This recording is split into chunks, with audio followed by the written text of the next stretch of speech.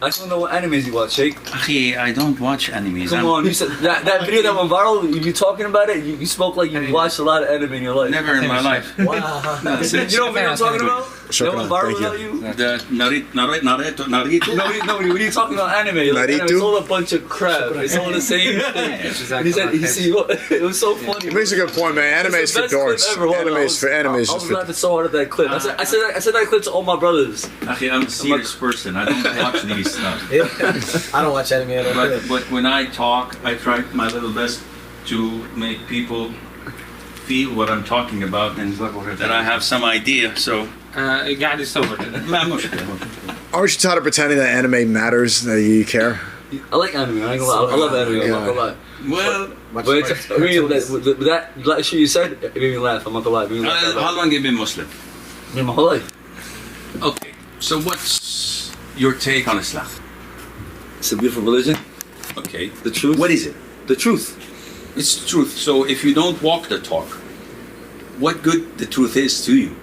So the borderline is, if you're praying 2 rak'ahs in the masjid, and you get whispers that, oh, they're looking at me. I'm praying so that I can get their praise and compliment. You have 2 choices on the table. Either to break a prayer or to continue. Logical? Is there a third option? No. You tell me. Not that I know of. Okay. If you break your prayer, Shaitan, Satan, Lucifer, Iblis, is pleased because you obeyed him, correct? Yeah. But Allah is angry because you broke your prayer. Yeah. But if you continue to pray, Shaitan is pissed because you disobeyed him and his strategy did not work. Allah is pleased because you're worshipping him. It boils down to 2 things. Either you obey Allah or obey Shaitan. Now you tell me, watching anime. Hey. You tell me. Sneaker loves anime too. I don't. I hate anime. I'm so glad I got to meet. I hate anime. Judgment. You're gonna stand alone. But Naruto, he's inspiring, honestly. I did not ask you about him. I did not ask you about his 7 lives, or the demons he's into. I'm just asking you, does it please Allah or please Shaitan? Simple as that. Very simple question. Don't beat around the bush. He's not gonna save you in your grave. I'm not gonna do anything to you on the day of judgment. I'm gonna bail out for myself, man. It's my skin. So this is how we roll in Islam. It's not what the people say. It's not what my followers dictate that I should do. A lot of my followers would like to see me in a boxing match with this, what's his name? The one who fought... Habib? No, who fought Tyson.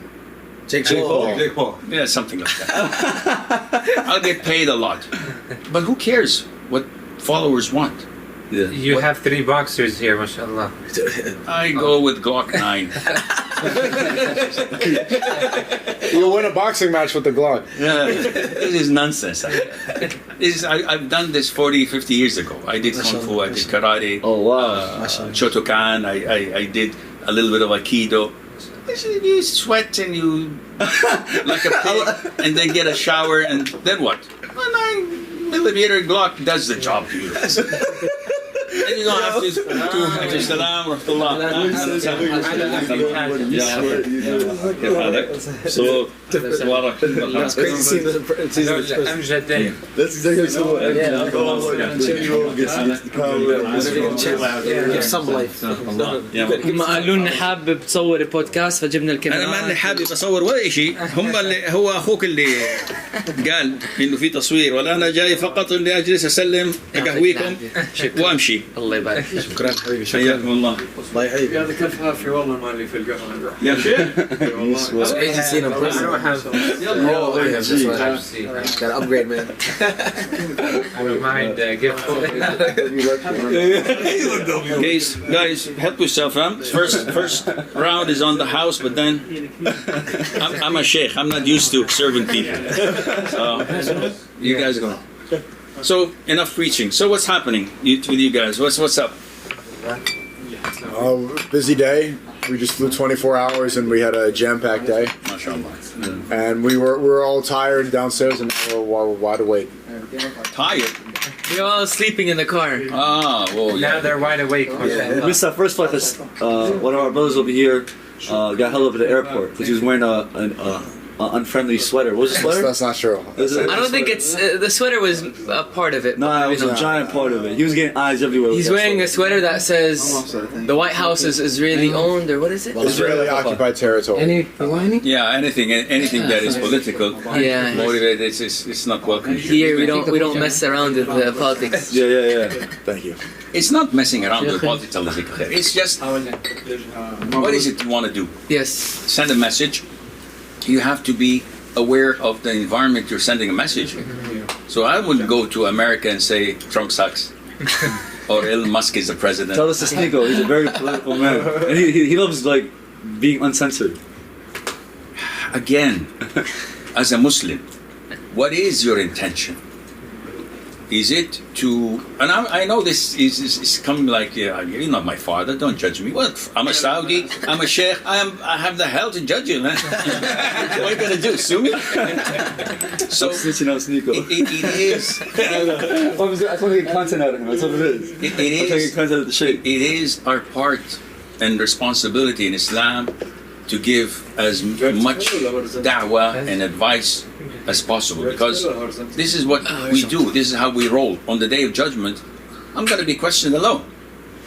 And Allah Azza wa Jalla is going to ask me, you sat with these guys, why didn't you benefit them? Why didn't you give them advice? Yeah, we could all laugh and could have jokes and, have a good time, but I'm going to be questioned for every second of my life. And I have to have an answer. So, do I want to be controversial? No. I could be one of the most controversial people on earth. Do I want to be a stand-up comedian? I could do a good job. I think I've got the wits for it. But I want to be a Muslim. Meaning, I don't want to control people. I don't have control on anyone. I don't control people's lives and you're going to hell and you go to heaven, or you're good or you're bad. I don't judge people. I like how you picked me for heaven, though. I appreciate that. You're big. You're big. And Oh, the black man's not gonna work on me, huh? You need two up for you. I'm afraid, Isn't being a Muslim telling the truth always, no matter the cost? I like No. that. Muslims do and say according to the result and the consequence of what they do and say. Meaning, if I'm gonna do or say something that has bad repercussion and make things far worse, Islam tells me stop. I'll give you an example. In the Quran, Allah Azza wa Jal says in a crystal clear ayah, do not insult the idols that they worship. Come on. Insulting the idols is a good thing because it's false. It doesn't have anything to do. But why? Allah says, do not insult the idols they worship, so they would not insult Allah unjustly. So the consequence is what? Is far dire and serious. Though insulting the idols is good, but if it's going to cause them insulting Islam and insulting Allah, refrain. This is what you do. If I'm going to say the truth, or if I'm going to do something that is good, what is the consequence?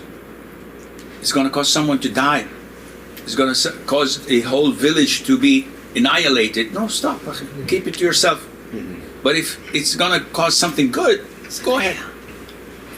I don't know if this makes sense or... No, I understand. Sorry for throwing you in the bus, Nico. No, I'll go. Don't personalize things. Because when you personalize things, it makes the advice watered down.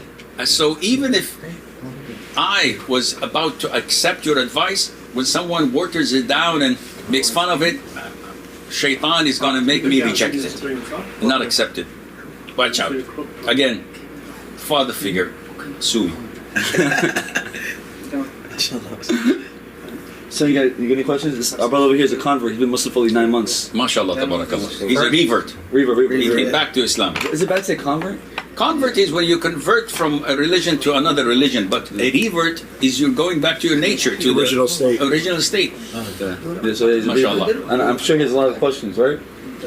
Not any off the top of my head right now. No, I'm just Have listening. any experiences? No.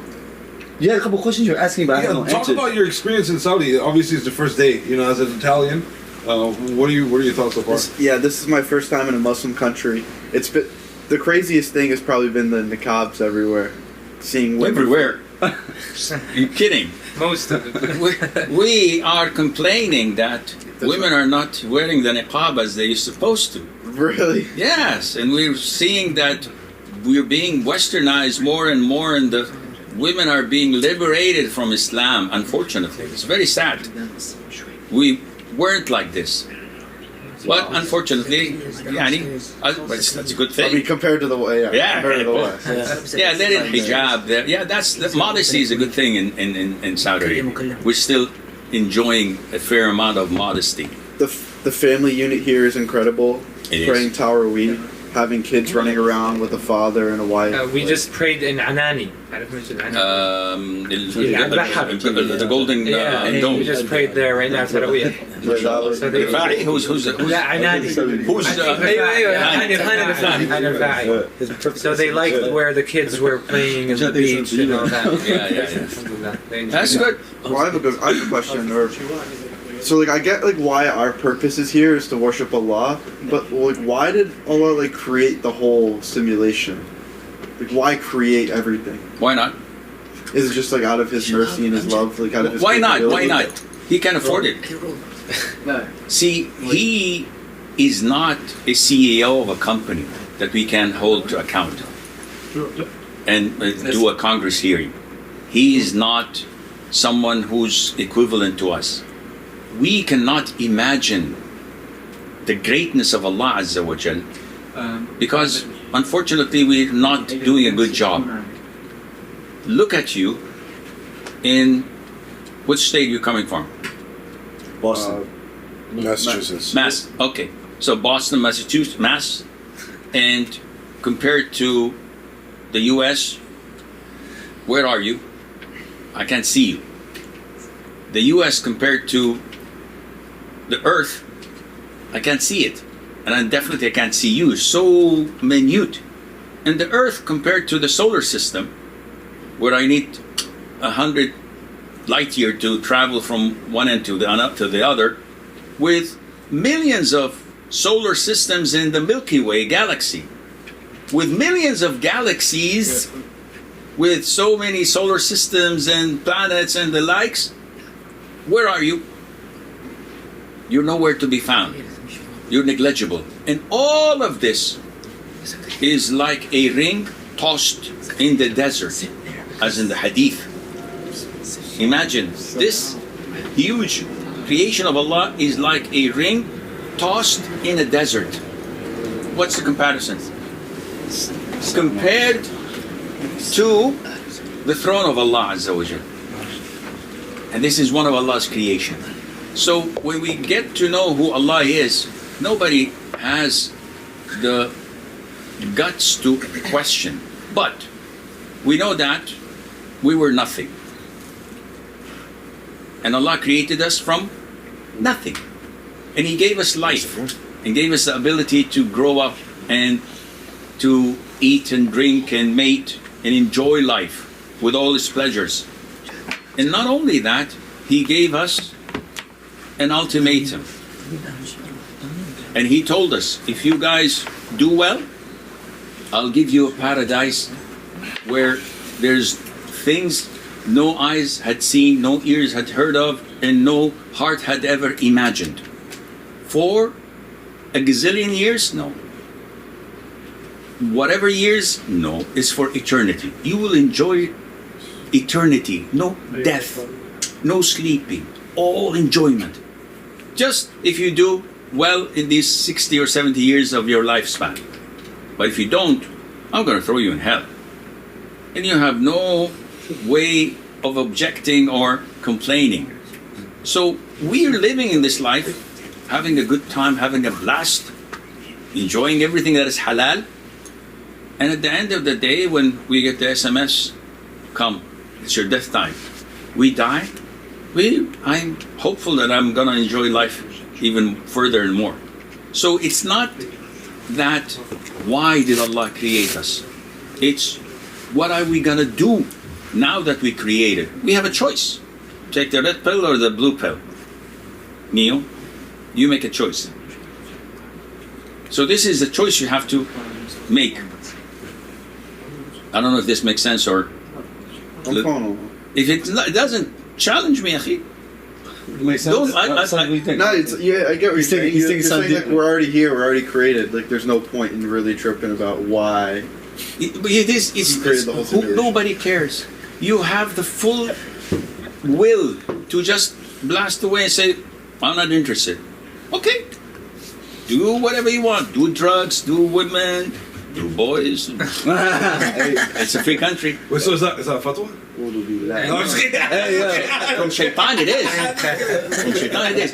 Do whatever you want. But at the end of the day, you're going to pay the price. I love to drive my car 230 kilometers per hour. But if I get the camera's picture, I'm going to pay the price. Either my license is going to be suspended, either I'm going to pay the fine. But if not, I'm not caught red-handed. No problem. So this is what life is. Allah Azza wa Jal doesn't need us. We need Him. We are so vulnerable and weak and poor. Our hearts can't beat without His permission. But we don't show our gratitude to Him. Once Allah wants it, stops. The blood in our veins, the breath that we take, we can't inhale and exhale without Him giving us the authority to do so. But we don't think about this. We're so arrogant. We're so thinking highly of ourselves. No, I can do this. I can. You know you can. One coronavirus does wonders. I don't know if this makes sense. So we're actually the most popular Muslims in America right now. The You think? most popular youth, Muslim youth in America. What advice do you have for us? You know, going back to America after this trip. Like just some general advice that you could give us, because we do have influence. Wallahi, ya akhi, it doesn't matter what influence you have. It doesn't matter what people think of you. What matters is what Allah thinks of you. I like that. And so many people say, Sheikh, you did this, you said this. Who cares? So no, you have to care. You have so many followers, you have this. Akhi, I don't give a damn. Excuse my French. Seriously, I don't care. If you come and criticize what I say, who cares? If you come and compliment me and praise me, I don't care.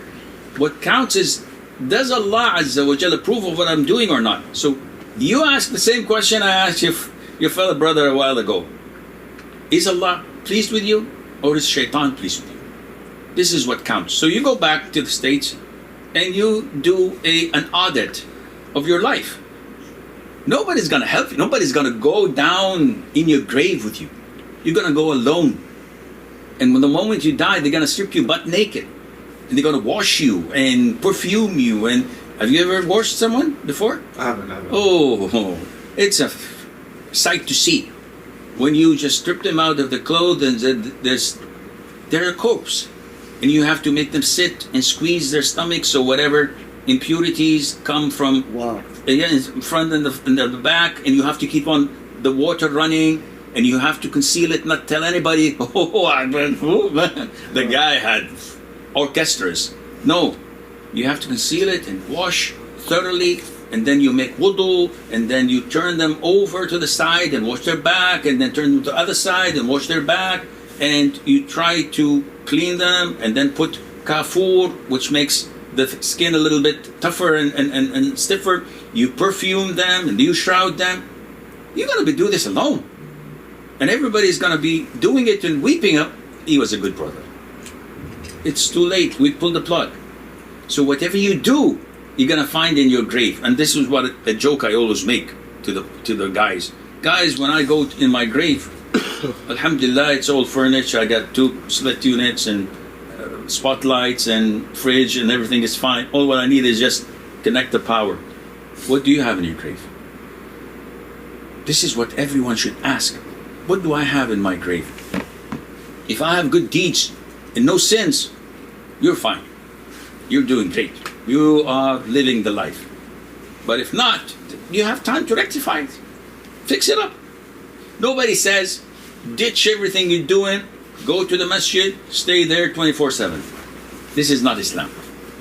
But at the same time, you have to check and balance. Is what I'm doing pleasing Allah, or is it pleasing shaitan? Whatever pleases shaitan, I cross it out. Whatever pleases Allah, keep up the good work. It's very simple. Awesome. Sam, I have a question. sure. What do I do if I'm not like these guys? I'm not driven to maybe strive to do a lot of work on my own. I feel like I'm being lethargic, or how do I find the motivation or the drive to accomplish something that is worthwhile?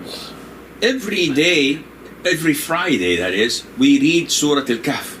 And in verse, I think 28, Allah Azza wa Jal addresses His messenger. And the message is really weird to us.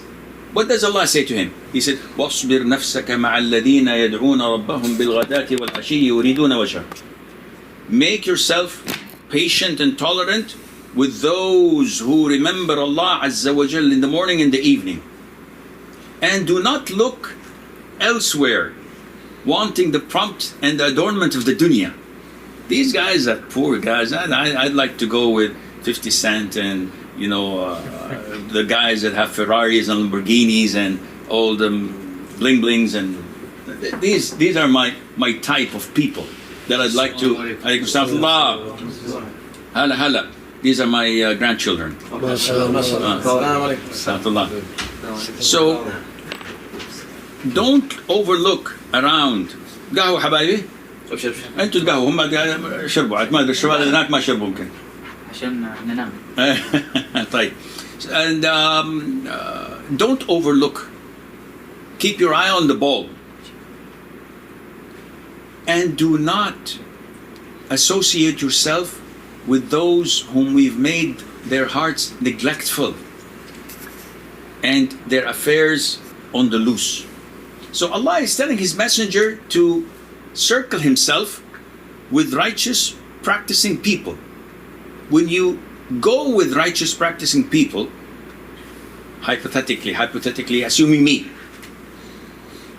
what would you always get from me? Reminders, words of advice.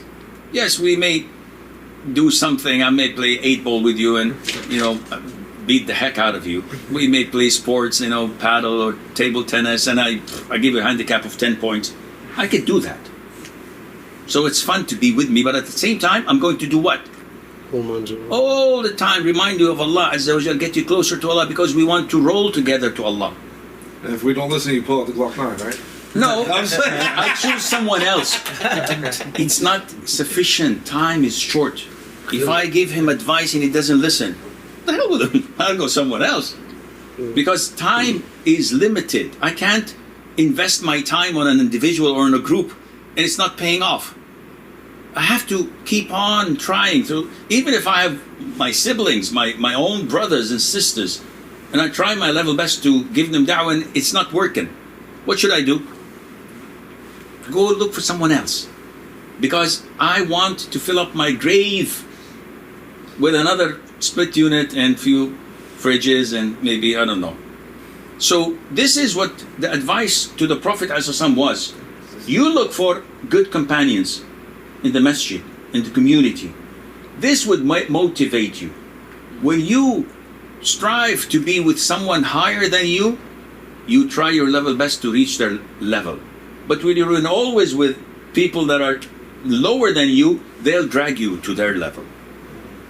And before you know it, you're like them. So, I don't know if this answers your question. Yeah. The Sheikh in the US just told us last Friday, your friend is the one that will judge you which way you want to go. The right way or the wrong way. This depends. Who's stronger? If you have an influence of the Prophet ﷺ, who was his best companion? Abu Bakr.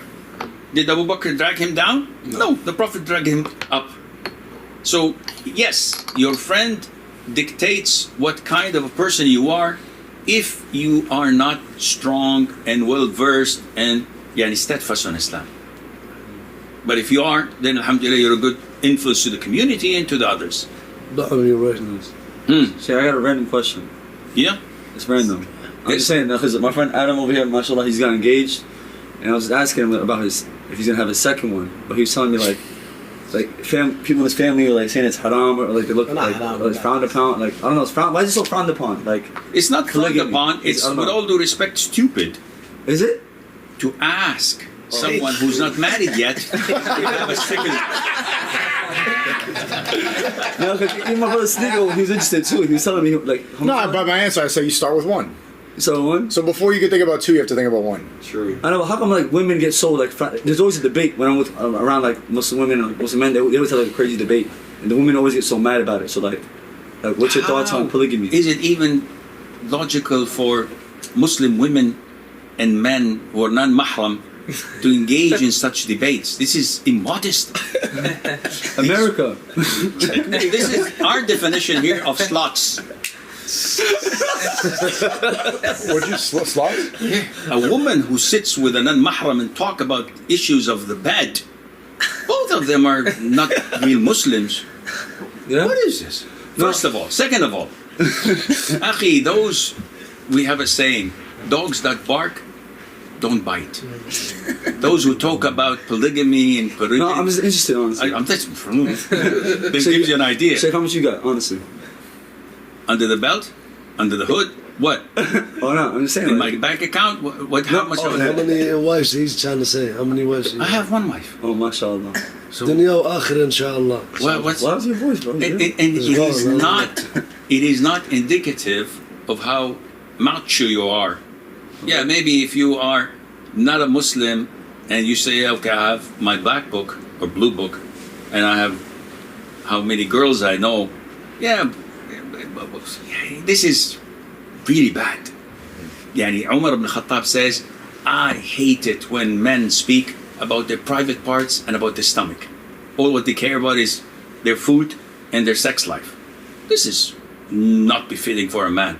Marriage is a sacred bond between two for the sake of having a family, having a kids, and finding your soulmate. Down the line, if there is a need, Islam allows you to marry a second and a third and a fourth, but with the right intention, not with, hey, how many wives you got? Hey, Tony, we're going to be cojitos, huh? Oh. Did I sound like What that? is it? Yeah, you did. I didn't sound like that. I love you. He was kind of shy to ask the question, so I was like, you know what? It doesn't look shy. I went to ask him. I went to ask him and Sneeko. Him and Sneeko. Sneeko's the revert too, you know? Don't dodge a bullet. Take it like a man. Just stand and block 9 is good for you.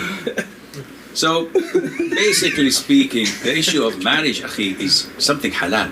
But the guys in the West are making it really bad. This is what I was talking about, consequences. When you open this topic, women become aggressive, defensive, and they hate Islam, they hate men, especially with beard, because they think that any person who's committed to Islam is going to take her as a second or a third or a fourth wife. It's not a hurricane that was over in 5 minutes like most people are. It's a commitment. It's not only the 5 minutes at the end of the night when you try to listen to Sinatra. It's not. It's a commitment. It's a financial commitment. It's having the tolerance of being good to your in-laws, your kids, and responsibility, a huge responsibility. Yeah. I have a. Use your right. Bismillah, yes.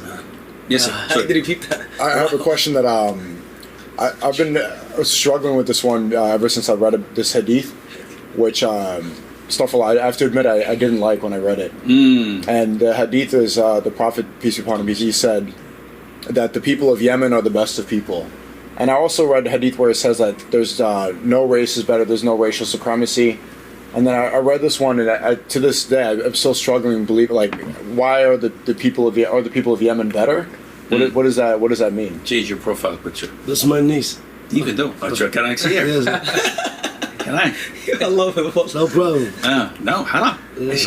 Anyhow, listen. Well, no, Sheikh, tell him. First of all, we as Muslims have to have submission, certainty, no questions asked, no strings attached. This is Quran, I believe it. Do you fully embrace it? Yes. Yes. No questions asked. This is a Hadith. Do you take it? Is it authentic? Is it? That's what I read. Yeah. Then if it's authentic, it's from Allah. How could I be shaky? Because if you want to be shaky, this means that you don't have certainty. And when you don't have certainty, you're this close to flipping to the dark side. But I mean, how are we able to judge how authentic hadith is, or You don't. How do you judge whether this neurosurgeon who's going to do a spine cord surgery on you is authentic or not? judged by opinions of other people? Okay, so by whose people? The professionals. Professionals. So you go to the scholars. That's why I'm asking you. I'm coming to you. I'm not answering yet. I'm just setting the foundation for the belief. The biggest problem we have with the Westerners from America and from Canada and from Europe is that they don't have their Islam on cemented area. They're so easy to flip to the other side. And that's why you find many of them starting to be good and strong and mashallah, and all of a sudden, I have doubts. Why? The Prophet married Aisha when she was 9. Ooh, you're a kafir. If you doubt the Prophet ﷺ for a second, you're a full-fledged kafir. Get the heck out of my house. Don't even think about it. No second chances. Watch out. I don't know. If I don't know why they're laughing. Guys, I don't know any of you. With all due respect, not because you're not famous, but because of my ignorance. I don't watch social media. I don't watch people. I don't follow people. We are your fans, though. We always watch you. Yeah. MashaAllah, may Allah promote you to big air conditioner. Anyhow, so the issue is, I'm not punching below the belt. I don't know what your guys' views are, but I'm telling you, Islam is crystal clear. The Prophet said, I've left you on Islam which is as clear as night and day. There's nothing ambiguous in it. So if someone has the hesitation and is not certain, you know how many counseling sessions I do over the year? Thousands. I counsel people for money. They come to me, they pay me $220 per hour. I'm cheap. So what's the problem? And they come to me and say, Sheikh, I'm not certain that Allah exists. And you're a kafir. End of call. Watch out. If you doubt something in Islam that is beyond doubt, the Prophet ﷺ, if you look down at him, if you think bad about him, if you think something wrong with the Quran, if you think Allah Azza wa Jal is unfair, you're a kafir. We don't have to beat around the bush. But if you have a doubt, why did this happen? I'll explain it to you. This is why I'm here. You say, I don't know why the Prophet married Aisha when she was 9 and he was 50 years of age. It doesn't sound good, but I accept it. Do you think bad of the Prophet ﷺ? Is he a pedophile? Astaghfirullah. I would be a kafir thinking this. But I just want justification. I explain it to you. And I'll remove all doubt in your head. I have no problem. Sheikh, men marrying 4 and women marrying only 1. I'm a little bit dodgy about this, but I embrace it. I can explain everything to you. The thing is, if you don't have certainty, this is one of the 7 conditions of La ilaha illallah. Honesty, certainty, acceptance, and the likes. If you don't have certainty, you're not a Muslim. What are the 3 questions you'll be asked in the grave? You know? No. Who's your Lord? Who's your messenger? What is your religion? And who's the man who is sent to you? The Prophet told us 2 people would be placed in their graves. We did a course in Medina, the whole book. Yes. The 3 principal fundamentals. The first question would be, the 3 questions would be asked to a believer.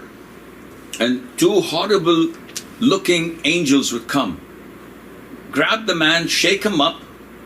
He's dead, huh? But he's dead, but alive in the barzakh life, which is not our. If we pull him out of the grave, he's dead. He's a corpse. But this is another level of life between this dunya and the hereafter. It's called barzakh. So they shake him violently and they say to him, "Who's your Lord? What's your religion? Who's this man who was sent to you?" And he would say out of confidence, "My Lord is Allah, my religion is Islam, and this man is Muhammad." They shake him again and ask him, and he confidently answered. Allah says to them, "My servant has said the truth. Open a window from Jannah, from paradise, where the fragrance and the coolness and the blessings would come to him, and let him rest." The other person would say, Huh? I don't know. People said something and I said it." And this is the hypocrite who says things, but but I can't say anything bad because everybody's watching. So yeah, I'm a Muslim, but deep down, he's a hypocrite. And this guy easily flips. And this is what most scares me about the people in the West. That their iman is not stable, it's not cemented, it's not concrete. It can flip any time. If you manage to strengthen your religion by not only reading books, because you need to walk the talk. If you read 6 volumes on how to swim in the ocean and you throw yourself in a swimming pool, what will happen? You'll drown like a rock. You have to practice it. So what you practice in your life, your daily routine, your masjid, your salat, your Quran, your community work, this is what will help you answer in the grave. If you don't walk the talk, you will be saying, huh? I don't know. People used to say that. So, scary, huh? Can I ask you about that hadith specifically? Sure thing. What was the hadith? Why are the people of Yemen the best of people? The Prophet did not, ﷺ, say that they are the best in the sense of that they are the most believers. He said that they have the cleanest of hearts and the most truthful and honest of rhetoric. They don't lie. That's in generality. And this is one of the ways of the Prophet ﷺ of being positive. He said positive things about all the tribes in Arabia, about the people in Tamim, in Najd. He said this about the people of Hijaz. He said this about this and that. Because the Prophet was always positive, looking at the positive things of the people, not looking at the negatives and to put them down. So this is not a check blank for them to do whatever they want. They said that simply they have clean hearts, they don't hold a grudge, and we see this among the people we know from Yemen.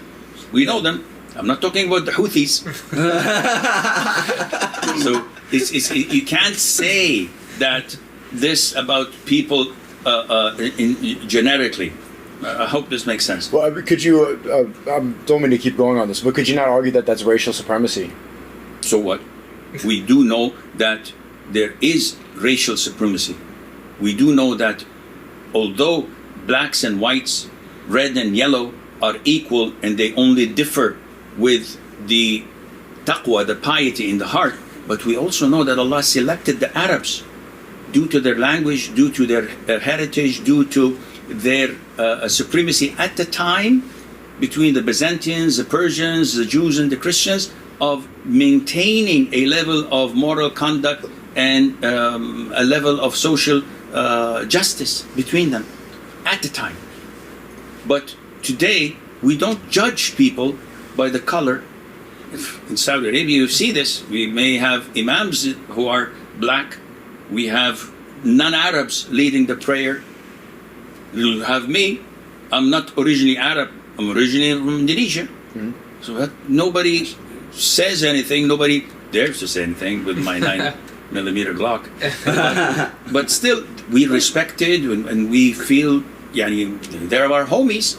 We have no problem. So at a certain time, the Arabs were chosen people the same way Jews believe that they were chosen? Yes, and this is why Quran is in Arabic. It's not in any other language. You can have translations in many languages, but Quran is Arabic. So can you say Arabs were the chosen people? No, because we have the worst scum from the Arab world. Bashar al-Assad. Yeah, we can name few, but it's not the race. You don't have the what is it? The notion that I can say bad things about Islam because of this or that. We don't have any racism in Islam. Blacks and whites are equal. We have this, we can see it everywhere. My father-in-law is as black as night. My father-in-law, he's black. And he's the most beloved person to my life. May Allah have mercy on his soul. That doesn't make any difference. We don't have this in us. We don't think of a race of what are you? Hispanic. ¿Qué pasa? No, I'm everything. So everything, but originally. My mom is Filipino. My dad is black. ¿Cómo está acá? Yeah. Mabuti. Okay. So we integrate it. We don't look down at anyone. But to have this notion of no, Black Lives Matters, Me Too movement. Don't say I'm your nigga. We don't have this nonsense. We don't have this nonsense. We're all equal. If you're black and you're thinking that, you use the N-word. Yeah, I did not use the N-word. What's wrong with you? No, you're racist. Come on, get a life. We're all the same origin. I didn't choose to be white or yellow. Indonesians are yellow. Not in the sense that they're scared, but, you know. And you didn't choose to be black. This is what Allah created you. Be proud of it. Live to it. Don't play the victim role. It's not going to take you anywhere. We both children of Adam, man. Nigga. Yeah. Everyone says to me, what are your origin? Especially here in Saudi, they have this racism stuff, tribal stuff. So, what's your origin? They don't know. They say to me. I got your answer from the beginning. You're from everywhere. Okay. So when they say to me, "Where do you come from? What's your origin?" I said, "I play the serious, role." And I say, "My grandfather is a prophet of Allah." And they said, "Whoa, okay, wow. What do you mean?" I said, "My grandfather is Adam." I said, Adam. My grandfather is Adam as well. So what are you boasting about? We come from the same root. Khalas, we're Adam. So you don't have any leverage, whether you're white or black, whether you're from America or from Arabia or from the Far East, you're all the same. You got a problem with that hadith, huh? Yeah, but I like the way you explained it about generalities and the Prophet not saying things negative about people. Like just they're the best. They're the best. Yemenis can't have clean hearts. Like the way Trump talks about people.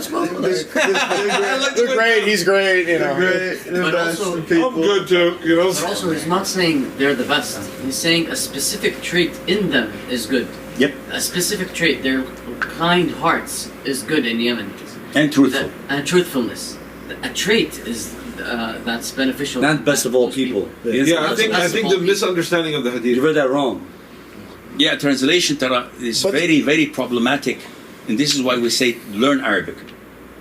In the translation, it could flip things all over the place. There's a hadith where the Prophet says, "Some 7 are martyred, other than those killed on the battlefield." One of them is in the Arabic al-mat'un. Mat'un means the person who dies with the plague. But it also means the one who's killed with a stabbing.